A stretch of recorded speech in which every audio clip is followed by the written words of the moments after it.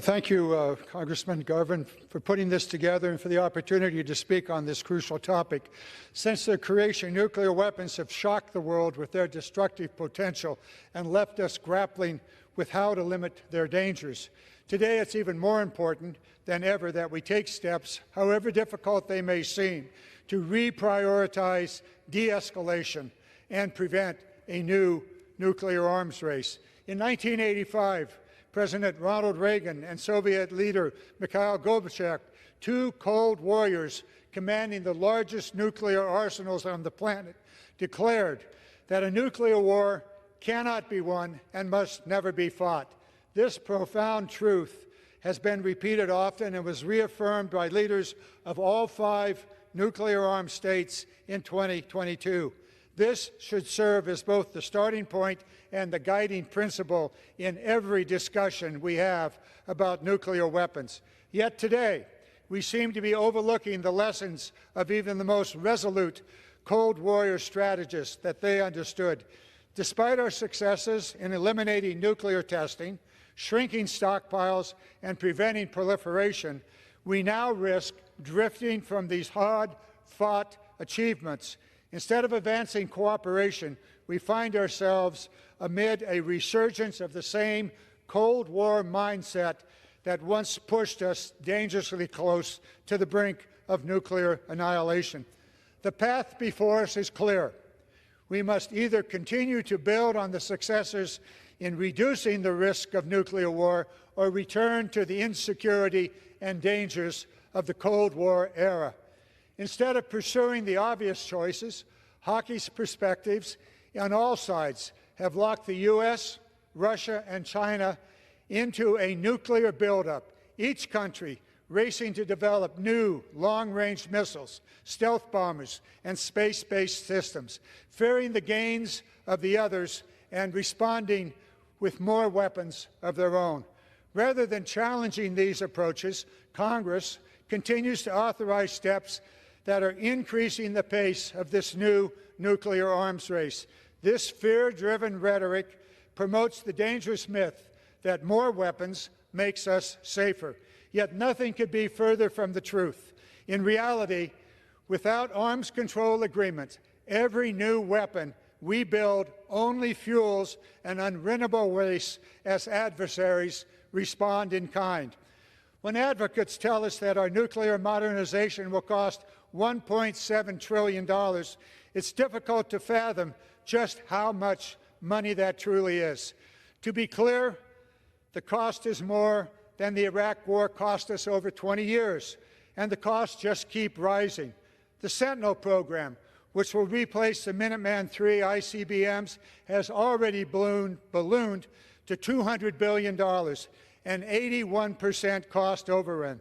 For comparison, we could buy 20 aircraft carriers for the cost of modernizing a few hundred unusable missiles and warheads. For a fraction of the cost, we could keep our current ICBMs, subs, and air-based bombers, but we can continue to spend blindly without ever saying enough.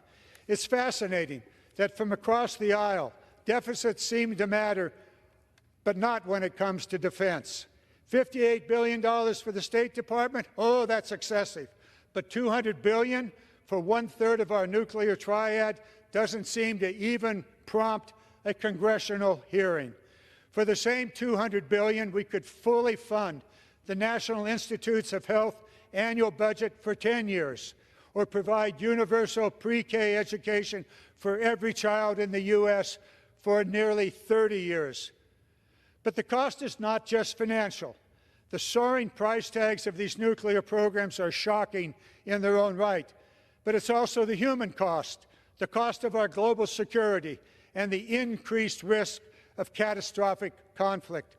Congress must reclaim its role in shaping a rational, responsible nuclear strategy, one that prioritizes diplomacy over escalation, de-escalation over deterrence, arms control over arms races. The American people deserve a government that works to reduce risks, not magnify them. We must rebalance our focus towards arms control, recognizing that diplomatic engagement and meaningful treaties are proven tools for reducing the global stockpiles of nuclear weapons and curbing the spread of those weapons. These efforts demand our unwavering commitment. History has shown that reliance on nuclear arsenals as the core of our security is misguided. With nuclear stockpiles increasing worldwide, our collective call for restraint and de-escalation is more crucial now than ever. Our diplomatic efforts should match the intensity of our military programs. This requires making difficult choices, ensuring that our limited resources support our true long-term security goals. Pouring billions into nuclear modernization while neglecting diplomatic initiatives is not a sustainable strategy. It's a trajectory towards greater danger and increased instability. I stand before you today to say that we still have a choice.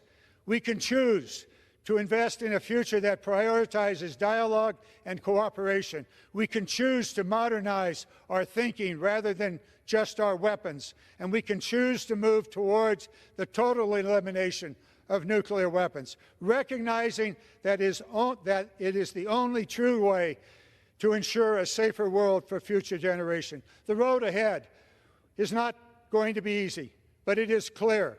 Let us reaffirm our commitment to arms control, to oversight, and to a nuclear policy based on reason, based on restraint, not fear and reflex. Let us continue to work together for a world free of nuclear weapons, where security is based on peace and cooperation, not the perpetual threat of annihilation. Mr. McGovern, thank you. I yield back.